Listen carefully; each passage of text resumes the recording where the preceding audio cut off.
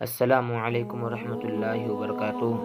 آپ جب سے پیدا ہوئے ہیں، آپ کبھی بھی مسجد میں گئے ہوں گے تو اپنے والد یا پھر اپنے بھائی کے ساتھ کبھی گئے ہوں گے مسجد میں، تو دیکھے ہوں گے کہ سجدہ دو کرتے ہیں۔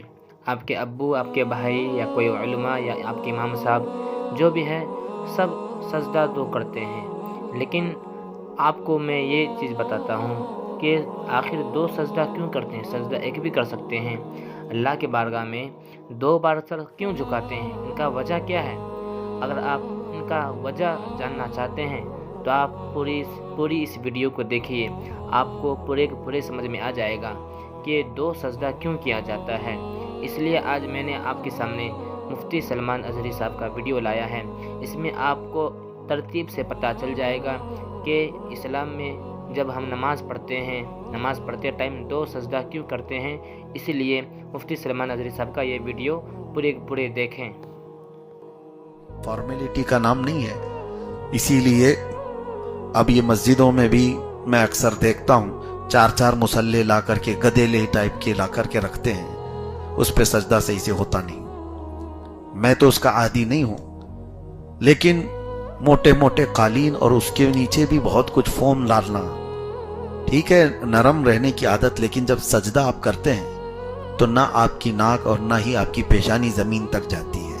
اسی لیے گدے پر نماز پڑھنے کو منع کیا گیا۔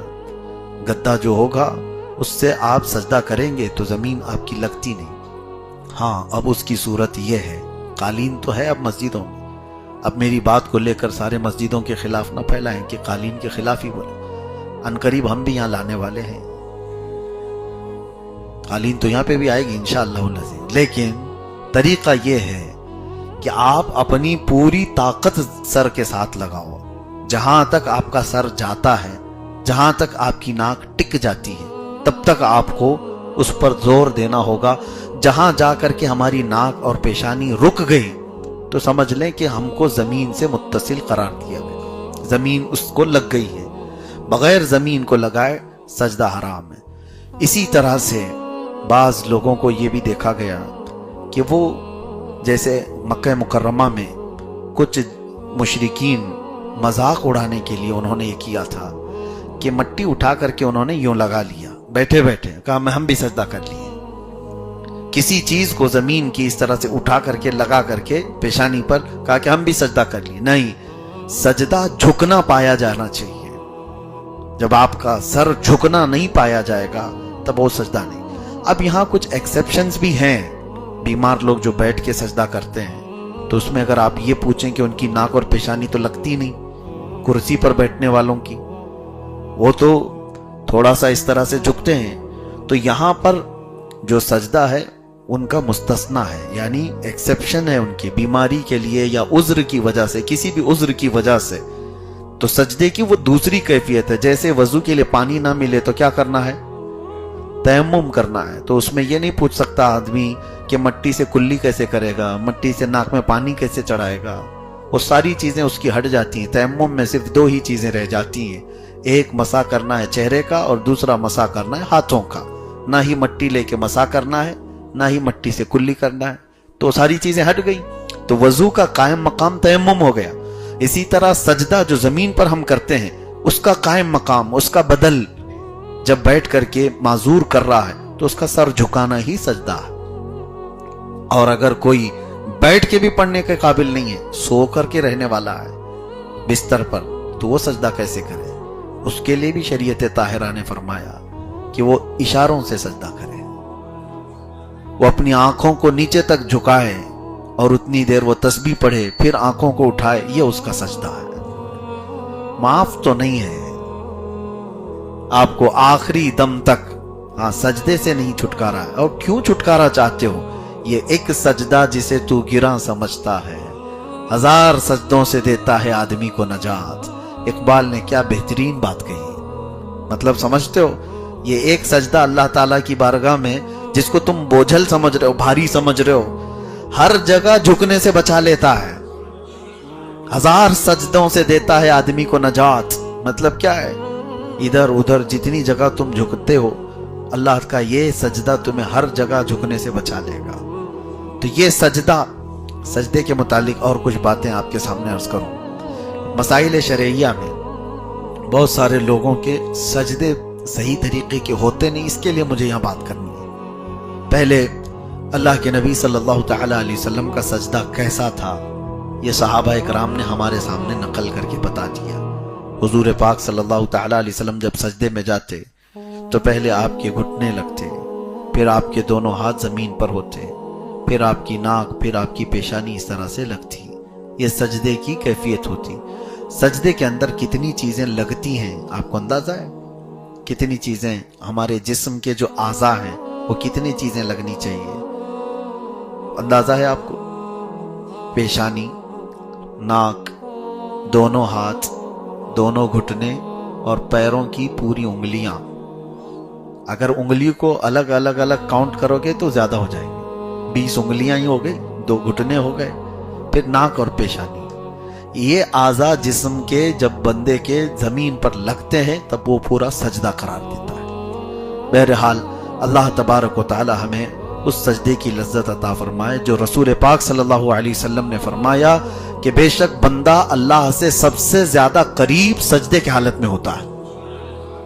سجدے کی حالت میں اللہ تعالیٰ سے بندہ سب سے زیادہ قریب ہوتا ہے.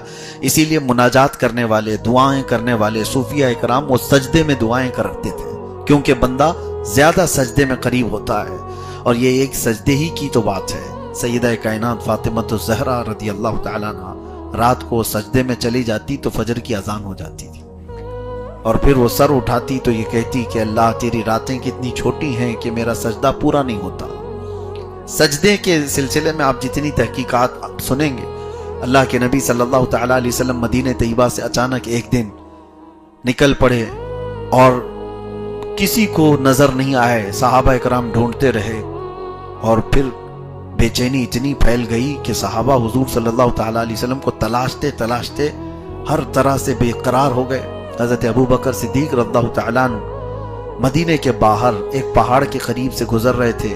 ایک چرواہے سے آپ نے پوچھا، بکریوں کے چرانے والے سے، کہ کیا اللہ کے رسول صلی اللہ تعالیٰ علیہ وسلم کو تو نے یہاں پر دیکھا کہیں؟ اس چرواہے نے کیا کہا؟ اس نے کہا مجھے تو نہیں معلوم اللہ کے رسول کون ہیں، لیکن اتنی بات ہے کہ اس پہاڑ کے غار میں ایک شخص کوئی زمین پر سر رکھ کر کے اتنا رو رہا ہے کہ اس کے رونے سے میری بکریوں نے کھانا چھوڑ دیا. اس کے رونے کی، اس کے آہ و زاری کی آواز سے میری بکریوں نے چارہ کھانا چھوڑ دیا ہے. تو حضرت ابوبکر صدیق رضی اللہ تعالیٰ عنہ سمجھ گئے کہ یہ سوائے رسول اللہ کے کوئی نہیں. جب وہ قریب آئے تو حضور صلی اللہ علیہ وسلم کو سجدے کی حالت میں دیکھا، اور اس وقت بھی میرے آقا صلی اللہ تعالیٰ علیہ وسلم زار و قطار رو رہے تھے تو اپنی امت کے لیے. وہ بھی ایک سجدہ ہے. اللہ کیا جہنم اب بھی نہ سرد ہوگا، رو رو کے مصطفیٰ نے دریا بہا دیے. حضور کا وہ سجدہ. اور یہ بھی میں آپ کو بتاؤں، حضور پاک صلی اللہ تعالیٰ علیہ وسلم دنیا میں آئے تھے تو سیدہ کائنات بی بی آمنہ رضی اللہ تعالیٰ عنہ بیان کرتی ہیں کہ وہ منظر کیسا تھا جب 3 دایاں آئی تھیں، حضرت بی بی آسیہ، حضرت مریم، حضرت حوا، اور اس کے بعد اچانک ان کے چہرے پر ایک نور کی شعاع چمکی. پلک جھپکتے ہی حضور صلی اللہ تعالیٰ علیہ وسلم پیدا ہوئے.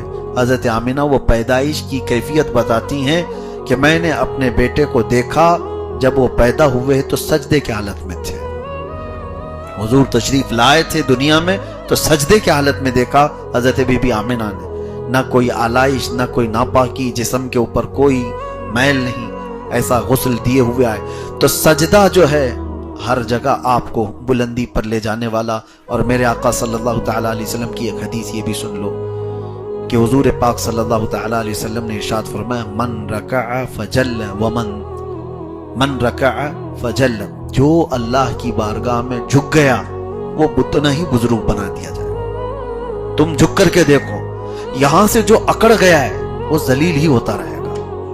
ومن رفع فذل، اور جو اٹھا دیا اپنا سر، نہیں جھکنا چاہتا ہے، وہ ذلیل ہی ہوتا رہے گا.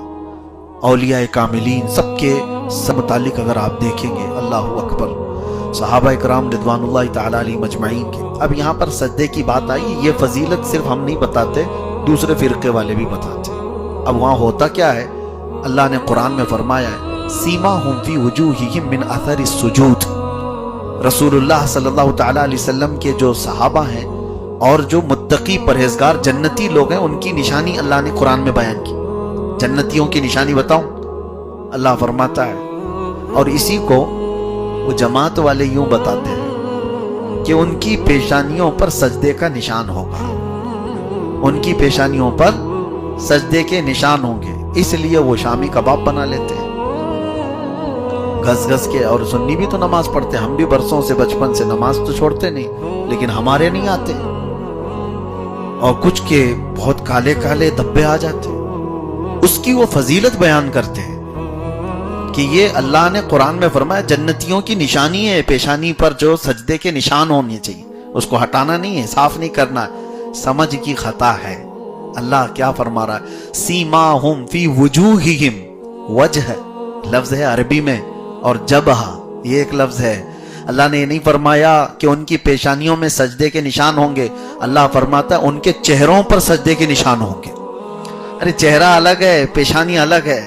چہروں پر سجدے کے نشان کیسے ہوتے ہیں کہ چہرہ دیکھ کر کے ہی سمجھ میں آ جائے گا کہ نورانی سا چہرہ ہے.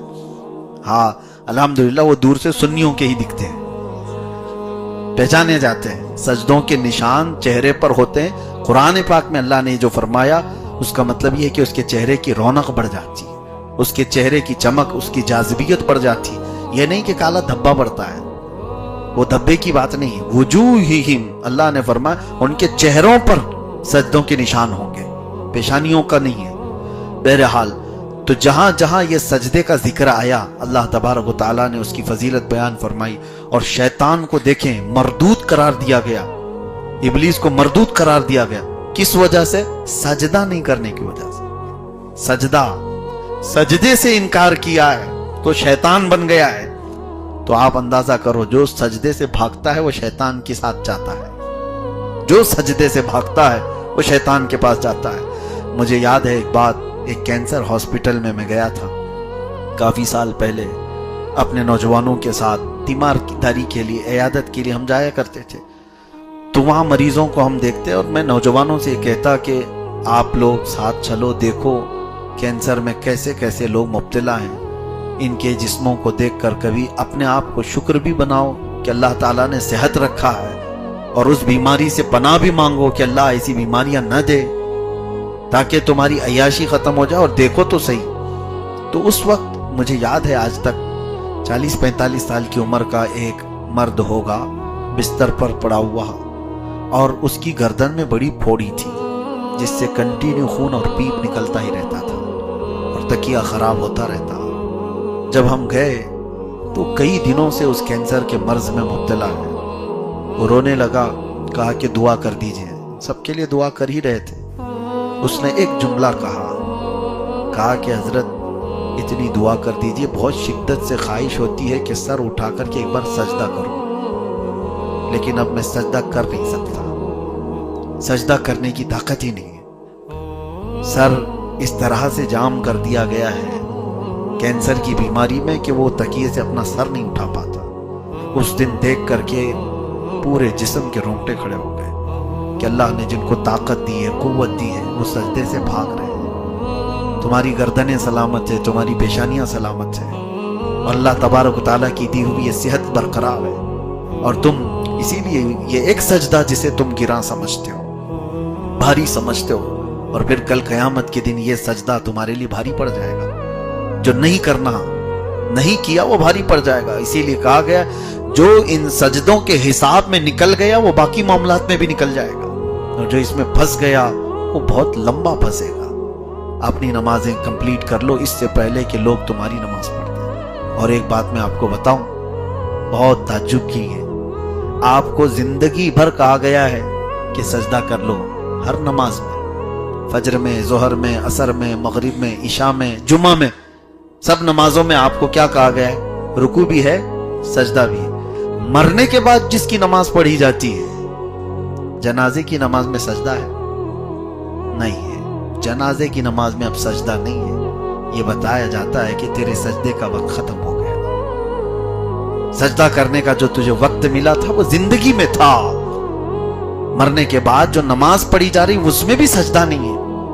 اور اس کی ایک وجہ یہ بھی ہے کہ جنازہ سامنے ہے تو کہیں لوگ یہ نہ سمجھیں کہ اس کی عبادت کر رہے ہیں ہم جنازے کی، نہیں میرے عزیزوں، سجدے کا ذکر اس پورے پارے میں کثرت سے ہے، اس کی وجہ سے میں نے اس باتوں کو آپ کے سامنے رکھا۔ باقی بہت ساری آیات بینات اللہ تبارک و تعالیٰ نے اس میں ہماری ہدایت کے لیے بیان فرمائی۔ قرآن پاک میں آدم علیہ السلام کے متعلق اللہ فرماتا ہے شیطان نے ان کو یہ وسوسہ ڈالا تھا، کیا کہہ کر کے کہ اللہ نے جس درخت کا پھل کھانے کو آپ کو منع کیا ہے، کیوں جانتے ہو؟ اس لیے کہ الا ان تکونا ملکین او تکونا من الخالدین، کہ تم دونوں فرشتے بن جاؤ گے یا ہمیشہ جنت میں رہ جاؤ گے، اس لیے تم کو منع کیا گیا ہے۔ کھا لو گے تو ہمیشہ رہ جاؤ گے یا فرشتے بن جاؤ گے۔ تو انہیں یہ لگا کہ ہم کو شاید اس لیے روکا گیا ہے، ہم کھا لیتے ہیں تاکہ جنت ہماری ہمیشہ کی ہو جائے۔ کھا لیا انہیں۔ فلما ذاق الشجرۃ بدت لہما سوآتہما، اللہ قرآن میں فرماتا ہے جیسی انہوں نے چکھا ان کے جسم کے کپڑے اتار لیے گئے، جنت سے ساری چیزیں اتار دی گئی۔ اور پھر اللہ تعالیٰ نے فرمایا قال اہبطوا بعضکم لبعض عدو ولکم فی الارض مستقر ومتاع الی حین، اترو اب زمین پر۔ آدم علیہ السلام کو سرندیب پہاڑ پر، اور حضرت حوا کو جدہ شہر جو مکہ سعودی عرب کا آج شہر ہے، جدہ کہتے ہی ہیں دادی کو، اور دادی کے نام سے ہی وہ شہر ہو گیا، وہاں انہیں اتارا گیا۔ اور یہ کہا اللہ تعالیٰ نے کہ تم آپس میں اب سب دشمن ہو، ایک مقررہ وقت تک تمہیں زمین پر رہنا ہے، اس کے بعد پھر تمہیں لوٹنا ہے۔ قال فیہا تحیون وفیہا تموتون ومنہا تخرجون، یہ تین باتیں اللہ فرماتا ہے اسی میں تم کو اب زندہ رہنا ہے۔ کس پر؟ زمین پر، اور اسی پر تم کو مرنا ہے، اور اسی سے ہم تم کو دوبارہ اٹھائیں گے۔ اسی لیے ہم جب کسی کو دفن کرتے ہیں تو کیا پڑھتے ہیں؟ منہا خلقناکم وفیہا نعیدکم ومنہا نخرجکم تارۃ اخری، اسی زمین سے ہم نے تم کو پیدا کیا، اسی میں ہم تم کو لوٹائیں گے، اور اسی سے ہم تم کو دوبارہ اٹھائیں گے۔ یہ تین یہ آیتوں کے جو تین حصے ہیں، اس کا مطلب یہی ہے۔ اور اسی مٹی کے ذریعے سے آپ کو یہ فرمایا گیا ہے کہ تم اس مٹی میں رہو، اسی میں یعنی تمہاری موت ہوگی اور اسی سے تم اٹھائے جاؤ گے۔ اللہ تبارک و تعالیٰ کہنے سننے سے زیادہ عمل کی توفیق عطا فرمائے۔ اور 9ویں پارے کی جو آیات بینات ہم نے تلاوت کی، اس میں سیدنا موسیٰ کلیم اللہ علیہ الصلوۃ والتسلیم کی قوم پر جو عذابات آئے تھے ان کا ذکر ہے، کیسے سخت عذابات آئے تھے۔ فَأَرْسَلْنَا عَلَيْهِمُ الطُّوفَانَ وَالْجَرَادَ وَالْقُمَّلَ وَالضَّفَادِعَ وَالدَّمَ آیَاتٍ مُفَصَّلَاتٍ، اللہ فرماتا ہے ان پر کیا کیا عذاب آئے بتاتا ہوں۔ بنی اسرائیل یہ بڑی ڈھیٹ قوم تھی، موسیٰ علیہ السلام کی قوم، ان کو اللہ نے بہت نعمتیں بھی دی، جنتی کھانا اترتا تھا، اور جانتے ہو وہ جب چلتے تھے تو سورج سایہ کرتا تھا، سورج کے بادل سایہ کرتا تھا، اور جب ان کے ناخن بڑے ہو جائے تو خود بخود کٹتے تھے، نیت کر کے رات کو سو جائیں تو ان کے ناخن کٹ گئے، بال برابر ہو گئے، نہ کسی سیلون میں جانے کا ہے، کچھ بھی نہیں، کپڑے ان کے خود بخود دھو دیے جاتے تھے، کوئی کام نہیں، اور جنت سے کھانا اترتا تھا۔ ان ظالموں نے کیا کہا موسیٰ علیہ السلام سے کہ آپ اللہ سے دعا کریں کہ ہم کو بھاجی، ککڑی، پیاز، مولی یہ تو دے، یہ من و سلوہ کیا اترتا ہے روز؟ جنتی کھانے کو ان لوگوں نے چھوڑ کر کے یہ کہا کہ ہم کو بھاجی، ککڑی، مولی اور پیاز یہ جو زمین سے آتی ہے وہ والی دے۔ اللہ تبارک و تعالیٰ فرماتا ہے تم اعلیٰ کو چھوڑ کر ادنا کی طرف چلے گئے، اور جو عذابات ان کو آئے تھے اللہ فرماتا ہے فَأَرْسَلْنَا عَلَيْهِمُ الطُّوفَانَ، پہلے ان پر طوفان آیا، والجراد، ٹڈیوں کا عذاب آیا۔ ٹڈی جانتے ہیں آپ کیا بولتے ہیں اس کو؟ چڈے، یہ جو اڑتے ہیں، اس کا بھی عذاب آیا تھا، ایسا اتنا زیادہ کہ ان کے گھروں میں، ان کے کپڑوں میں، ان کے کھانوں میں، ہر جگہ پر وہ سانس تک نہیں لے پاتے تھے، سانس لے تو چڈے باہر اندر چلے جائیں۔ والقمل، اس سے توبہ کیا انہوں نے اللہ کی بارگاہ میں تو اللہ تعالیٰ نے وہ عذاب ہٹا دیا، پھر وہی نافرمانی کی تو اللہ تعالیٰ نے جوؤں کا عذاب بھیجا تھا۔ جوئیں جو ہے سر کی اتنی زیادہ ہو گئی کہ ان کے کھانے پانی ہر جگہ پر یہ چھوٹے چھوٹے جوؤں کا عذاب تھا۔ پھر وہ توبہ کیے، اللہ نے وہ عذاب ہٹا دیا۔